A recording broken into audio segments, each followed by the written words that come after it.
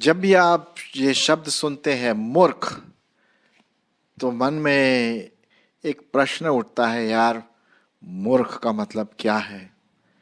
कभी कभी लोगों ने मुझसे मूर्ख कहा, हो सकता है आपसे भी कहा हो, मुझे नहीं पता, आशा है कि आपसे नहीं कहा हो।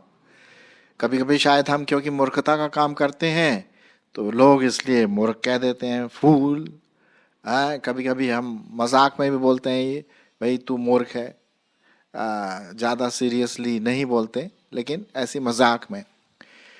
बाइबल में परमेश्वर का वचन बड़े साफ रीति से कहता है कि मूर्ख व्यक्ति वो है जो जल्दी गुस्सा करता है। एकदम से अगर उसको कुछ बात अच्छी नहीं लगती ना, तो एकदम से उसका मुंह लाल हो जाता है और वो अपने आप को बड़ा टेंस कर लेता है। बाइबल में लिखा हुआ है, जो आलसी व्यक्ति है ना, वो मूर्ख व्यक्ति के समान है। मूर्ख व्यक्ति हमेशा लड़ाई करने के लिए तैयार रहता है, चाहे वो उसको दूसरे को पटक दे ना पटक दे, वो अलग बात है, लेकिन एकदम से तैश में आकर के वो लड़ाई करने के लिए तैयार हो जाता है और झूठी झूठी बातें दूसरों के प्रति लगाता है। और मूर्ख व्यक्ति जो है ना, वो परमेश्वर को नहीं मानता। बाइबल में एक जगह पे लिखा हुआ है, शायद आपको भी पता होगा, कि मूर्ख ने अपने मन में कहा, अपने दिल में कहा, परमेश्वर है ही नहीं, अगर कोई परमेश्वर है तो मैं ही हूँ। वो मूर्खता की बात हुई कि नहीं। तो ऐसे कुछ लोग हैं, आप उनके सामने बीन बजाएं, कुछ भी करें, वो सुनने के लिए तैयार नहीं है, बिल्कुल भी नहीं है। और सबसे बढ़िया तो बात ये भैया, जब वो सुनने के लिए तैयार नहीं, तो क्यों अपने मोतियों को उसके सामने बिखेर रहे हो। हाँ, अब जैसे कि आज हमारा जो टॉपिक दिख रहा आपको भी, मूर्ख के सामने अपने मोतियों को मत फेंकें। अब मोती का यहाँ मतलब ये नहीं है कि सच में जो पर्ल हैं, हीरा मोती जवाहरात, उसकी बात नहीं हो रही यहाँ पर। मोती का मतलब है अपने बुद्धिमान की बातें, बाइबल की बातें, सही बातें, अच्छी बातें जो वचन के अनुसार है। ये दूसरा उसको सुनना ही नहीं पसंद करता और गुस्सा हो जाता है, भैया क्यों फेंक रहे हो। और यही बात, अब जैसे कि आप देख रहे हैं इस डायग्राम में, चारों तरफ मोतियां लटकी हुई हैं, ढेर सारी मोतियां। लेकिन साहब ये जो व्यक्ति है, नर नारी जो भी व्यक्ति है, उनको कोई मतलब नहीं है, कोई मतलब नहीं। अरे साहब, अगर मुझे एक मोती मिल जाए ना, सचमुच का मोती, अरे मैं अपने आप को बहुत धन्य समझूंगा। क्योंकि भाई मोती है, इसका मतलब बड़ी प्रेशियस चीज़ है, मूल्यवान चीज़ है, मैं धनवान हो जाऊंगा। एक मोतियाँ तो हजारों के रूप में लटकी हुई हैं, उसको कोई मतलब ही नहीं। उसी प्रकार से परमेश्वर की बातें, अच्छी बातें दूसरों के सामने कंकड़ के समान है। भाई तू कंकड़ क्यों फेंक रहा है मुझ पर। अरे भाई कंकड़ नहीं फेंक रहे हैं, कुछ पते की बात बता रहे हैं।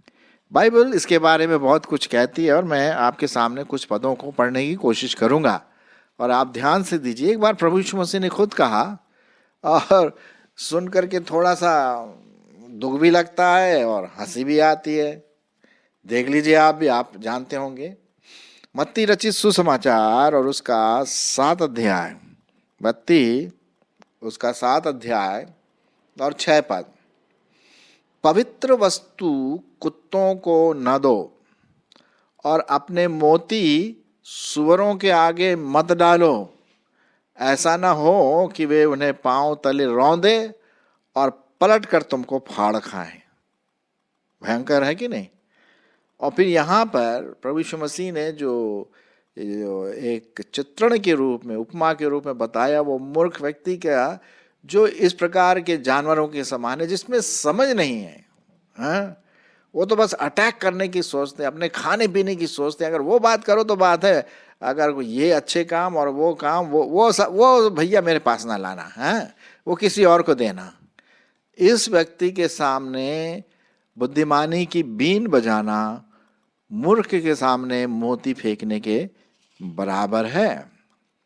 अब ये जो जानवर का जो रूप यहाँ पर दिखाया गया, हालांकि प्रभु यीशु मसीह कहते हैं कि इतने खतरनाक होते हैं इन लोग, इनसे आप दूर ही रहें तो बेटर है। एक बार अगर आप बता दें तो बता दें, लेकिन बार बार उनके पीछे पड़ना खतरे से खाली नहीं होगा। कुछ और बातों को मैं आपके सामने रख देता हूँ। 2 पत्रस, दूसरा पत्रस और उसका 2 अध्याय, दूसरा पत्रस 2 अध्याय और 22 पद। क्या लिखा हुआ है?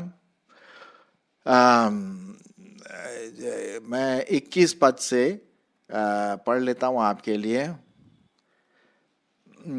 20 पद से पढ़ लेता हूँ। दूसरा पत्रस उसका दूसरा अध्याय और 22 पद। ये वे लोग हैं जो बोलते हैं कि यार हमने प्रभु को ग्रहण किया, ये किया, लेकिन जिंदगी में कोई परिवर्तन नहीं है जी। बोल देते हैं लेकिन परिवर्तन की बात वहां पर आती ही नहीं है। सुनिए क्या लिखा हुआ है। जब वे प्रभु और उद्धारकर्ता यीशु मसीह की पहचान के द्वारा संसार की नाना प्रकार की अशुद्धता से बच निकले और फिर उनमें फंस कर हार गए, तो उनकी पिछली दशा पहले से भी और बुरी हो गई, क्योंकि धार्मिकता के मार्ग का न जानना ही उनके लिए इससे भला होता कि उसे जानकर उस पवित्र आज्ञा से फिर जाते जो उन्हें सौंपी गई है। उन पर यह कहावत बिल्कुल ठीक बैठती है कि कुत्ता अपनी छांट की ओर और नहलाई हुई स्वर्ण कीचड़ में लौटने के लिए फिर चली जाती है। अरे साहब है, आपने तो देखा होगा। आप जो स्वर्णी है उसको पकड़ के लाओ और उसको हमाम साबुन और लक्स और लाइफ बॉय है, जहाँ तंदुरुस्ती है वहाँ वाले साबुन अच्छे से अच्छे ला के नहला दो, और जहाँ आपने उसको छोड़ दिया कहाँ भागेगा? वही वो कीचड़ में, वही है, वही मूर्खता की जगह वही जाएगा वहीं, क्योंकि दिल वैसा है ना, परिवर्तित तो हुआ नहीं है। हाँ, दिखावटी जरूर किया होगा। तो जब तक दिल नहीं बदला तो भाई उसके लिए मोती फेंकना उसके सामने ऐसा है, कंकड़ फेंक रहे हैं उसके सामने, कहीं आप पर ही अटैक ना कर दे ज्यादा बोल दिया तो। और यही बात नीति वचन में भी लिखा हुआ है। नीति वचन उसका 26 और 11, एक और परमेश्वर का वचन जो मैं आपके सामने रखना मांगता हूँ। नीति वचन उसका 26 और 11 पद। क्या लिखा हुआ है? जैसा कुत्ता अपनी छांट को चाहता है, वैसे ही मूर्ख अपनी मूर्खता को क्या लिखता है? दोहराता है। यदि तू ऐसा मनुष्य देखे जो अपनी दृष्टि में बुद्धिमान बनता हो, तो उससे अधिक आशा मूर्ख से ही है। ये देखिए, परमेश्वर का वचन बिल्कुल जैसे बोलते हैं ना, हथौड़ा ठोक ठोक करके कील ठोकते ना, वैसे ही हमारे दिल दिमाग में, व्यक्तित्व में ये ठोका जाता है। अब देखिए ना, मूर्ख के आगे मोती फेंकना बिल्कुल बेकार है, बल्कि वेस्ट है। ये इट विल बी वेस्ट।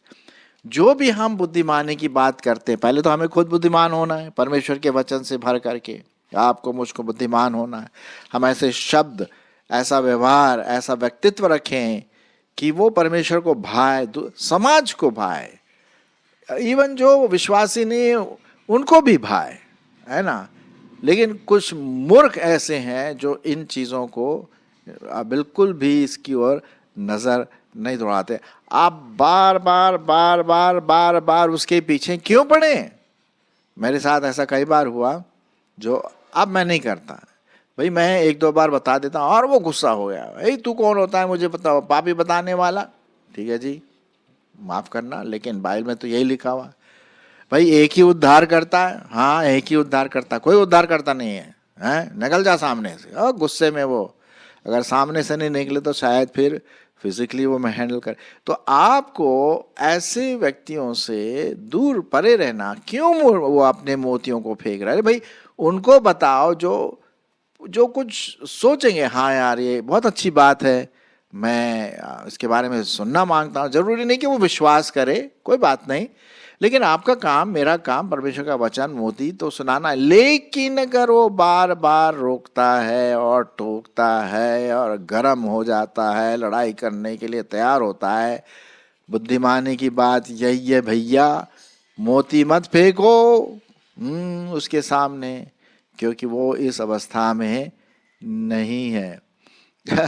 मुझे याद है एक बार किसी ने मेरे से पूछा था, भाई शराबी को जो शराब के धुत नशे में है, क्या उसको वचन सुनाना चाहिए? अब आप सोचिए, अगर आप परमेश्वर का वचन, कोई बुद्धिमानी की बात आप उसको बताएंगे तो क्या वो सुनेगा? वो और उल्टा गाली गलौज देगा और खराब बातें, गंदी बातें मुंह से निकालेगा, क्योंकि वो नशे में है, उसका दिमाग काम नहीं कर रहा, मूर्ख है वो व्यक्ति, वो कहाँ से सुनेगा? हाँ, अगर जब वो नशे से बाहर आता है और जब वो सुनने के लायक होता तो बात अलग है। तो हम यहाँ पर ये देख रहे हैं मेरे प्रियो कि हम इस बात का ध्यान दें कि जो अच्छी बातें हैं, मोती के समान है, मूल्यवान चीजें हैं परमेश्वर की दृष्टि में, दूसरों की दृष्टि में भी अच्छे भी लोग हैं। दूसरे आप देखेंगे कि अविश्वासी जो हैं उनमें भी बहुत अच्छे लोग पाए जाते हैं, हालांकि वो प्रभु पर विश्वास नहीं करते, लेकिन आप देखेंगे कि कुछ बुद्धिमानी की बात तो करते हैं ना। परमेश्वर की जो छाप है कुछ तो झलक आती है उनमें, लेकिन जो मूर्ख है वो किसी के सामने टिकता नहीं है, वो अपने में मस्त रहता, अपने स्वार्थ के बारे में सोचता, बस मुझे क्या मिलेगा, मुझे क्या मिलेगा। और अगर ऐसी बात है तो हमें थोड़ा सा परमेश्वर की आत्मा से हमें नियंत्रित होने की बहुत ज़रूरत है। मैं आपके सामने एक दो पद और रखूँगा, ध्यान से सुनिए इसी के बारे में जो मैं आपको बता रहा हूँ। ओके, फिलिपियों की पत्री उसका 3 अध्याय और 2 पद। फिलिपियों की पत्री उसका 3 अध्याय और 2 पद क्या लिखा हुआ है? कुत्तों से सावधान रहो। अरे साहब, ये तो आप बहुत घर के सामने दिखाई देगा, कुत्तों से सावधान रहो, है ना? पता नहीं आपके यहाँ कुत्ते हैं कि नहीं, या ऐसा लिखा हुआ है कि नहीं, क्योंकि कुछ कुत्ते तो वो तो ज़्यादा परेशान नहीं करते, लेकिन कुछ वो भैया चढ़ के आ जाते हैं, है ना? कुत्तों से सावधान रहो, उन बुरे काम करने वालों से सावधान रहो, चौकस रहो, उन काट कूट करने वालों से सावधान रहो, होशियार रहिए। ये ऑफ कोर्स यहाँ पर जो कॉन्टेक्स्ट है, जो संदर्भ है, वो इस प्रकार से यहूदी लोग जो थे वो बोल रहे थे कि भाई ठीक है, अगर आप प्रभु यीशु मसीह पर विश्वास लाते हो तो खतना भी कराओ। अब बाइबल में तो कहीं ऐसा नहीं लिखा है कि खतना कराने के बाद ही हमारा विश्वास आगे बढ़ेगा। नहीं नहीं नहीं नहीं, ये तो झूठी शिक्षा है ना। और इसका अगर हम कॉन्टेक्स्ट देखें या संदर्भ देखें तो वो इसी बात के बारे में बता रहा। तो इनको वो कुत्तों के समान बात कर रहा है कि इन लोग जो यहूदी लोग हैं वो अगर ऐसा बोलते हैं तो होशियार रहिए, बहुत होशियार रहिए। उनके सामने बीन बजाना बिल्कुल बेकार है। बुद्धिमानी की बीन, परमेश्वर के वचन का बीन उनके सामने बजाने से कोई फायदा नहीं, है ना? जनरली, क्योंकि ये परमेश्वर का वचन है जो मैं आपके सामने अभी लगा रहा हूँ, है लिखा हुआ है। पर क्या लिखा है मैं आपके लिए बता देता हूँ यहाँ पर। फिलिपियों 3 अध्याय 2 पद, कुत्तों से सावधान रहो, उन बुरे कामों करने वालों से भी चौकस रहो, और उन काट कूट करने वाले, काट कूट का मतलब खतना करने वालों से भी क्या रहो? सावधान रहो, चौकस रहो। एक बार आपने वचन सुना दिया बस काफ़ी है, उसमें फिर आपको ज़्यादा बोलने की जरूरत नहीं। पवित्र आत्मा अपना काम करेगा तो अगर वो पवित्र आत्मा को स्थान देते हैं तो जब भी आप लोगों से बात करते हैं, ऐसी जनरल बात भी जब करते हैं, जरूरी नहीं कि आप परमेश्वर का वचन दे रहे हैं, हो सकता है जनरल बातें, अच्छी बातें जो एक विश्वासी करना चाहिए। समाज में कई बातें होती हैं, अच्छी बातें भी होती हैं, आप कर रहे, और दूसरा व्यक्ति वो गुस्सा हो रहा है, अरे तू कौन होता मेरे को बताने वाला है कि मुझे नहीं पीना चाहिए, है तेरे पैसे से मैं शराब पी रहा हूँ, है तो चुपचाप रहना ही भैया बहुत बढ़िया बात है। हाँ, तो ये फिर ये बात देखी जाती है। एक और पद मैं आपके सामने पढ़ देता हूँ, लिखा हुआ है नीति वचन 23:9। नीति वचन उसका 23 अध्याय और 9 पद क्या लिखा भाई? मूर्ख के सामने ना बोलना। ये वही बात आ गई। मूर्ख के सामने मोती मत बिखारो, मत फेंको, उसके लिए कंकड़ के समान होगा वो मोती, वो अच्छी बातों को नहीं लेगा। बोला मेरे को ये पकड़ के रखा हुआ है यार फालतू में। मूर्ख के सामने ना बोलना, नहीं तो वह तेरे बुद्धि के वचनों को तुच्छ जानेगा। हाँ, तेरे बुद्धि के वचनों को क्या जानेगा? वो मूर्खता जानेगा, तुच्छ जानेगा। मूर्ख के लिए मोती भी कंकड़ है। कहने का मतलब ये है, हाँ? तो अब जैसे आप इस डायग्राम में देख रहे हैं, चारों तरफ मोतियों से वो सजे हुए हैं, लेकिन कोई मतलब नहीं है जी, कोई मतलब नहीं है। ये क्या है, ये लटका के रखा है। अरे हमें क्या मिलता है, हमें कुछ नहीं मिलेगा, फालतू की बात है। और इस प्रकार से वो अपने आप का संतुलन खो बैठते हैं और मूर्ख के समान एक्ट करते हैं। तो मेरा ये कहने का मतलब, आज का जो हमारा मेन विषय वो इस प्रकार से है कि भाई जो व्यक्ति सुनने के लिए तैयार ना हो, बार बार समझाने पर भी, कई लोग सोचते ना यार मैंने उसको कई बार समझाया, वो हमेशा गुस्सा आके सामने आता, भाई तू कौन है मेरे पीछे पड़ा हुआ हाथ धो के, ऐसे ऐसी बात करते मेरे साथ में। मैं इसलिए बोल रहा हूँ क्योंकि मेरे साथ भी ऐसे ही हुआ। हाँ तो ठीक है, नहीं है। हाँ एक काम आप जरूर कर सकते हैं उसके लिए, जो वो आपको नहीं रोक सकता, और वो मालूम क्या है, आप उसके लिए अपने दैनिक प्रार्थना में उसको याद कर सकते हैं। हो सकता है वो मूर्ख बुद्धिमान बन जाए। बुद्धिमान कैसे बने, जब वो बुद्धिमान की बातों को, बुद्धिमानी की बातों को, परमेश्वर की बातों को, अच्छी बातों को अपने दिल दिमाग हृदय व्यक्तित्व में ले, है ना, तब तो बात होती है। हो सकता है वो प्रभु के सामने आ जाए। तो वो प्रार्थना की इतनी सामर्थ्य है कि आप उसके लिए प्रार्थना कर सकते हैं, लेकिन बोलने से भैया परे रहे। एक दो बार एक जगह लिखा हुआ ना है कि मूर्ख व्यक्ति के साथ ज्यादा हुज्जतबाजी ना करें, एक दो बार समझा दो।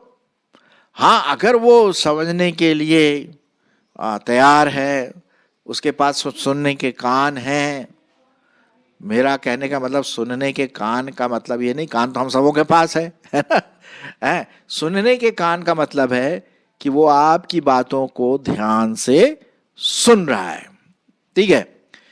तो अगर वो प्रश्न पूछता है, हो सकता है कि आपकी बातों से वो सहमत ना हो, वो अलग चीज है। हर एक का अपना अपना विचारधारा है और हमें उसका रिस्पेक्ट करना चाहिए, आदर करना चाहिए। जरूरी नहीं कि सब लोग मेरी बातों को ही ग्रहण करें, लेकिन ये कम से कम भाई समझ की बात हो रही है, मूर्खता की बात नहीं हो रही, गंदे जोक्स नहीं आ रहे हैं बीच में, कोई ऐसा डाल देता है। तो इसलिए आप बड़े समझ के साथ उसको बताएं, अगर वो सुनने के लिए तैयार है।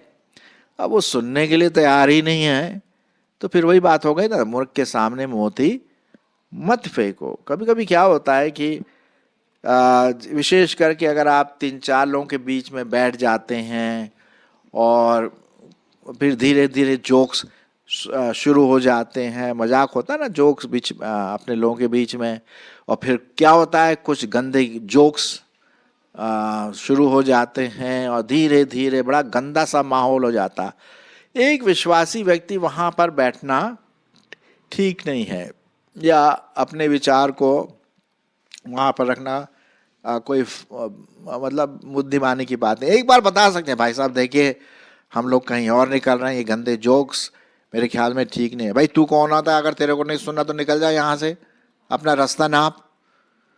तो चुपचाप से ठीक है जी मैं जा रहा हूँ, क्योंकि मुझे इस प्रकार की चीज़ों को सुनने का आदि नहीं। तो क्यों अपने मोतियों को उनके सामने फेंके। इसीलिए बाइबल का वचन बहुत साफ और सटीक है।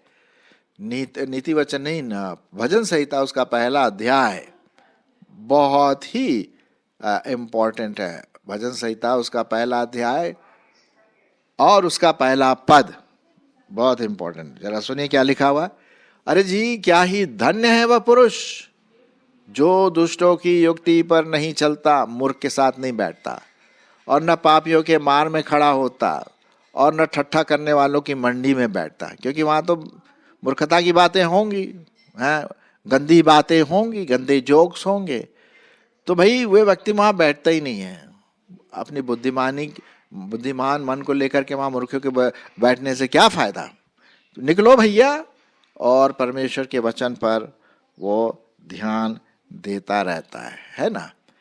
तो आइए हम एक बार समझाएं, 2 बार समझाएं, हो सकता 3 बार भी समझा ले, लेकिन अगर वो बार बार नहीं समझ में आता है तो उसको छोड़ दे उसके हवाले में, उसको फोर्स कभी ना करें। मैं सोचता हूँ कि किसी भी व्यक्ति को अपनी बातों के द्वारा फोर्स नहीं करना चाहिए। हाँ, हम अपनी बात कह सकते हैं अच्छी तरह से, प्रेम से, परमेश्वर के वचन को, परमेश्वर के प्रेम में अच्छी बातों को कह सकते हैं, लेकिन फोर्स नहीं करना चाहिए कि उसको भी वैसे ही करना चाहिए। नहीं नहीं नहीं, उसकी अपनी इच्छा है। अगर उसको इसमें फायदा दिखता है तो वो अपने आप करेगा। आपका काम बताना है। हाँ, आप एक बार मोती दे दिया, अगर उसने ग्रहण कर लिया खुशी की बात है, नहीं ग्रहण किया निकलो। मैं तो यही बोलता, मैंने अभी यही अपनी बात, अपने जीवन में यही सीख रहा हूँ। और जैसे कि मैंने अभी आपके सामने बात की, फिर से मैं आपके लिए पढ़ देता हूँ वो पद, मत्ती उसका 7वां अध्याय 6 पद में, पवित्र वस्तुओं को कुत्तों को न दो और अपनी मोती सूरों के आगे मत डालो, ऐसा ना हो कि वे उन्हें पांव के तले रौंदे और पलट कर तुमको फाड़ डालें। परमेश्वर हमारी इसमें अगुवाई करे।